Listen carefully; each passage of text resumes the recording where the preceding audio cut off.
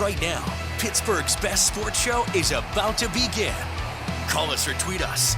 We've got things to talk about on the Ireland Contracting Nightly Sports Call.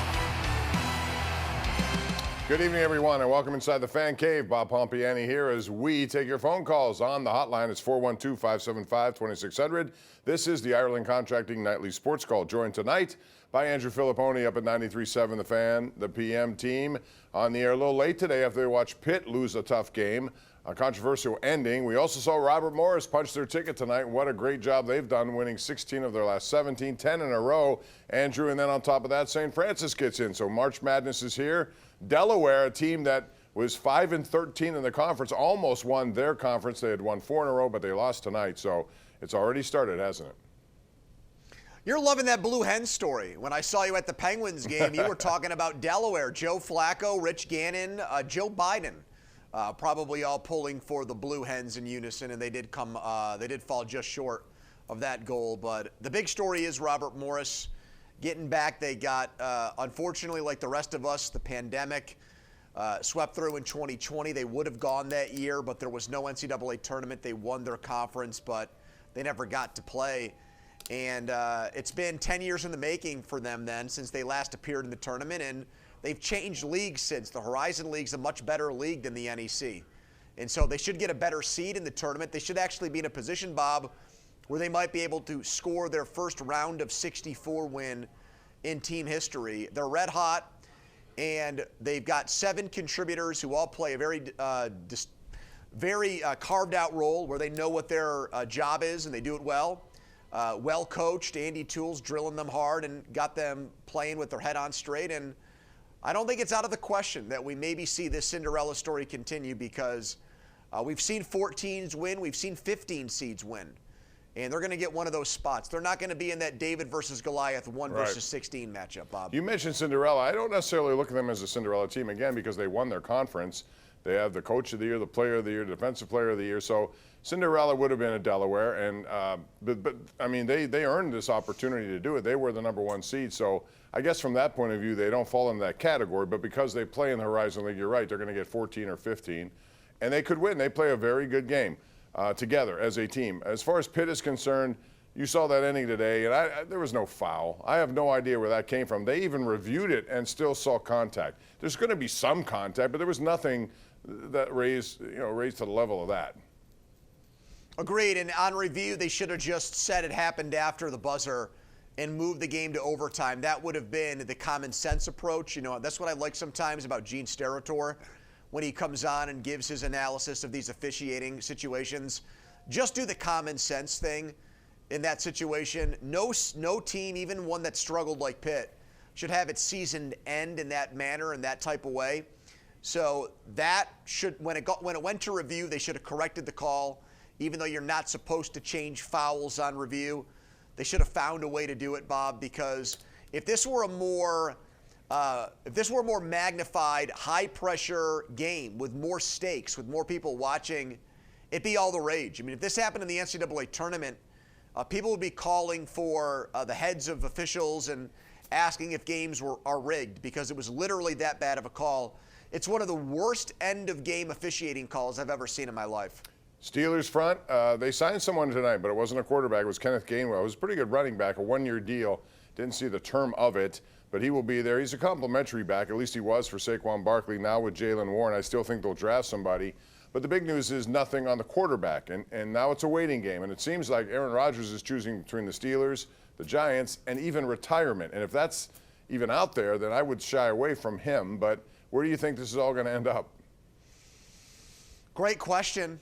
I mean, I still think it'll probably be the Steelers. However, you've got the Giants, who might be inclined to offer more money because their coach and GM could get fired if they don't have a good season.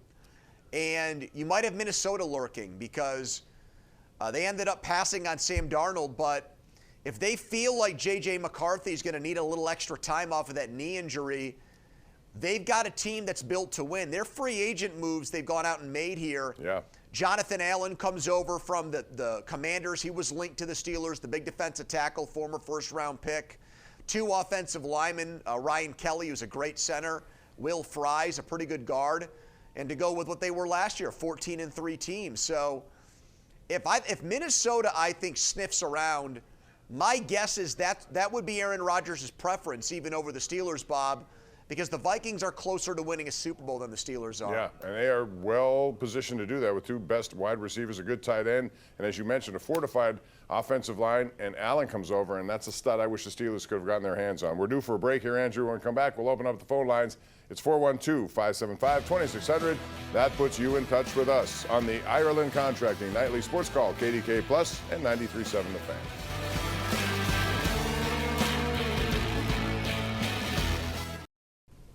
All right, welcome back. This is our Tweet of the Night brought to you by Xfinity Mobile and comes from RMU Basketball as they celebrate a championship. Wonderful job this year by Andy Toole and his team. Very unselfish. They play together, and they could be a problem for a team in the NCAA tournament, especially if they're a 14 or 15 seed. We got a lot of calls here, Andrew, so I'm going to go right to them tonight, and beginning with our number one Cochran Go One Better caller of the night, and that's going to be John in Cranberry. John, go ahead, sir.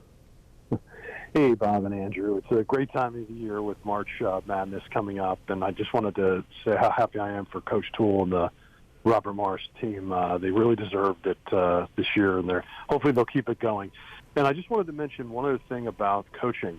Andrew had an interesting post that I agree with the other night about Coach DeVries down in West Virginia. Yeah. They were 9-23 and dead last year. They lost to Pitt, blown out early. What a job he's done coming over from Drake to turn that program around. He took up a very tough situation. And I think they have Colorado tomorrow afternoon. I think they can make a little bit of a run in the Big 12, but I want to get your thoughts on Coach DeVries. Yeah, Thanks, guys. I think he's done a wonderful job, John, and I also think they're already in this tournament. I would look at them as a 10 seed right now, Andrew.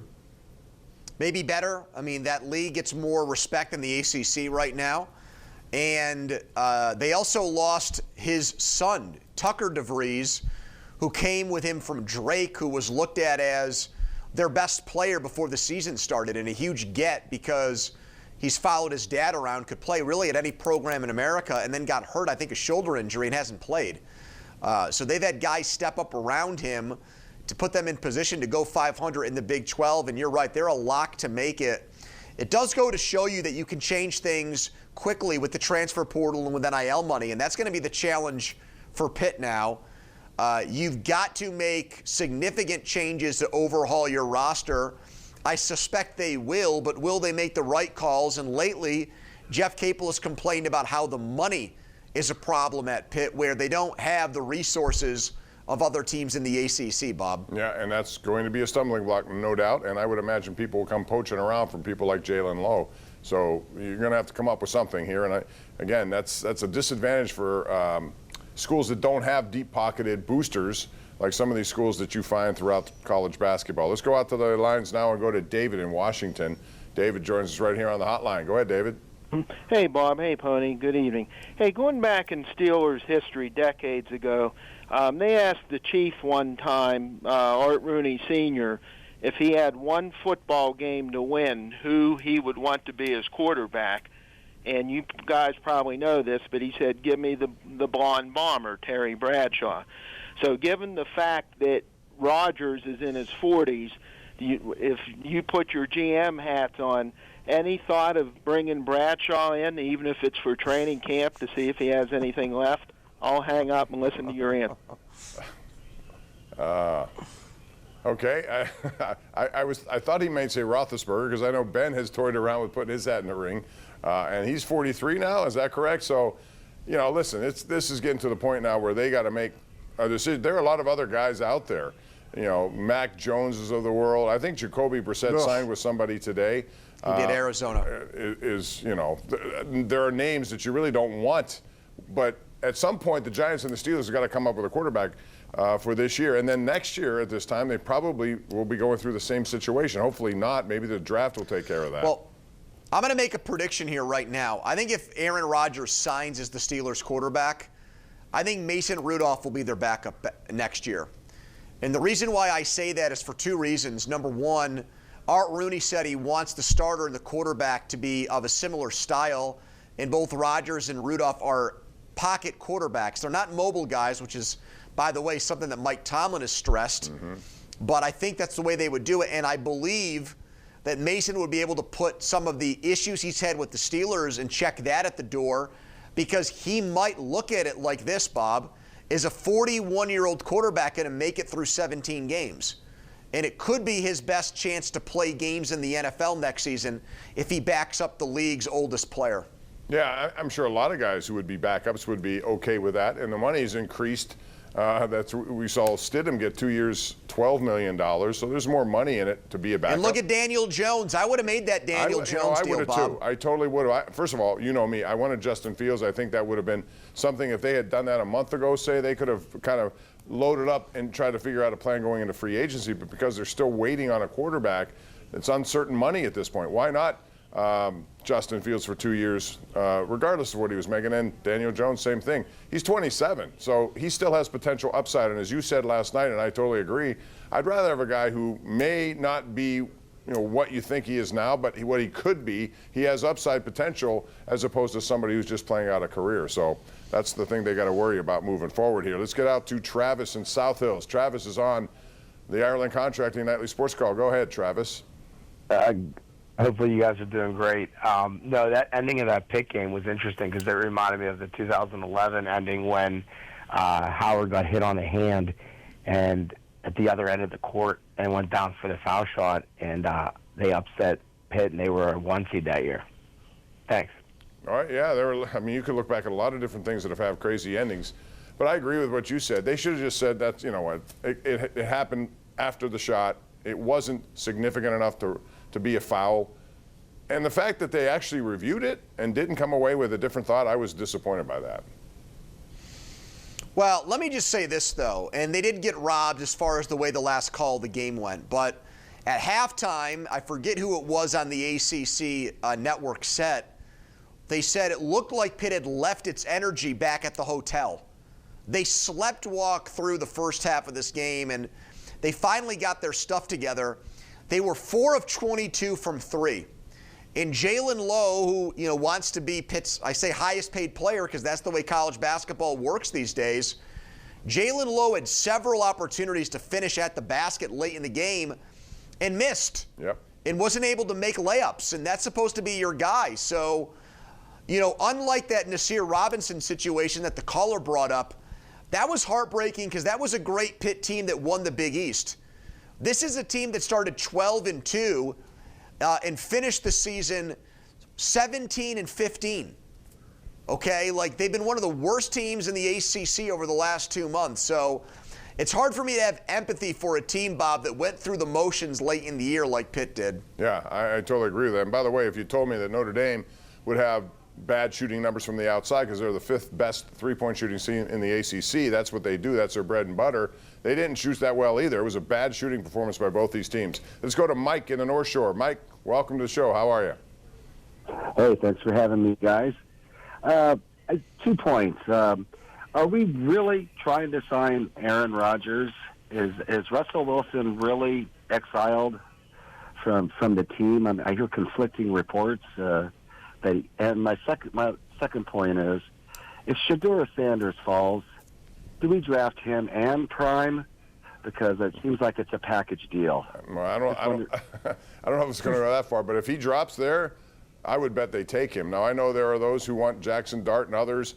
I'm not sure, I think they have so many other. Part of my premise, Andrew, when I wanted Fields was you can have your quarterback at a minimal salary, $40 million, whatever, for 2 years, and then you can use money to really shore up other areas so that next year you're going to get some compensatory picks. You're going to have room to make a deal to move up to get a quarterback. But if he falls, I would take him, wouldn't you?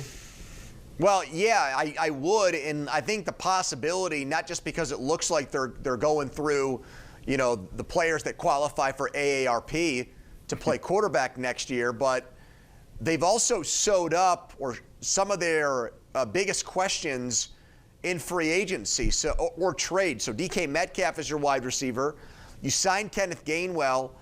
I don't really know where things stand with Darius Slay. That's a weird one. I thought they signed him. Then there was a report the Eagles have never released him. So what the heck's going on there? Do they have Darius Slay or do they not have Darius Slay, Bob? But either way, we know they still need defensive linemen. And then after that, they've no one in their quarterback room. So let's say even that they sign Aaron Rodgers. Okay, well then maybe Mason Rudolph is the backup. Skylar Thompson is on a futures contract. His spot is not locked up for this team. He might just end up being a camp arm and a fourth quarterback for these guys throughout the preseason. So I think there's a good chance that we see if one of those guys falls, they think about it.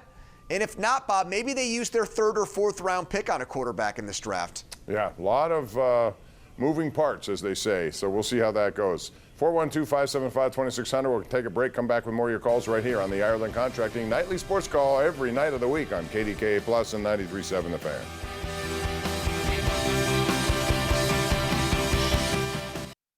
Ken Rice is standing by with a preview of what's on tonight's 11 o'clock news on KDKA. Hey, Bob, tonight we're following breaking news, a deadly fire in Penn Hills, plus a showdown in Shaler over a proposed development. And Ray Petlin's tracking more warm weather, all coming up next at 11. All right, thanks very much. Pony, before I let you go here, tonight the Penguins won a game in overtime 3-2. They surrendered the lead with 6 seconds left on a goal by Vegas. But overall, Tristan Jarry played a very good game. That's his second in a row. And Vegas heavily outshot the Penguins, 37-18, I believe, the final count. What do you make of these last two games for him, and what do you think it means moving forward? Yeah, I feel like if they got this goaltending from him or somewhere close to it, they'd be probably right there among the teams either in the playoffs or barely on the outside looking in. So, yeah, I mean, he's been way better. I thought he played his best game of the season, maybe his best game in a year plus tonight. No goals at even strength in the last two games. And they expressed to me on my way out the door there tonight, Bob, that there was a shortage of potato chips in the press box. You wouldn't have anything to do with that, would you? You know, ever since they took away my maraschino cherries, I got to do something. And so now I'm on a salt fix. And, yeah, I can't help myself. But I noticed you had a hot dog, too. And they had those. I did. I stayed away from That's the hot my dog. first indoor hot dog since the summer. I only eat hot dogs because I like them grilled during the summer. But we went to Disney on Ice on Sunday. Good for you. And Stella Amanda had it. one there with Stella. Yeah, so I'm like, you know what? If they got him at the Penguins game, I'm going to have one. So there you go. Yeah, I'm glad you went. We've been to many of those productions. Our grandkids love it. So glad you had a good time, man. We'll see you again tomorrow, right? See you, Bob. All right. You're the best. That's going to do it. Always appreciate it, Andrew. Thank you for being here. We'll do it again tomorrow night, same time, 10:35. Join us for that. We take your phone calls 7 nights a week right here, and join us tonight at 11 on KDKA. We have a lot to cover here. The Penguins, Robert Morris, Pitt, St. Francis, Steelers, you name it, we got it. We'll see you then.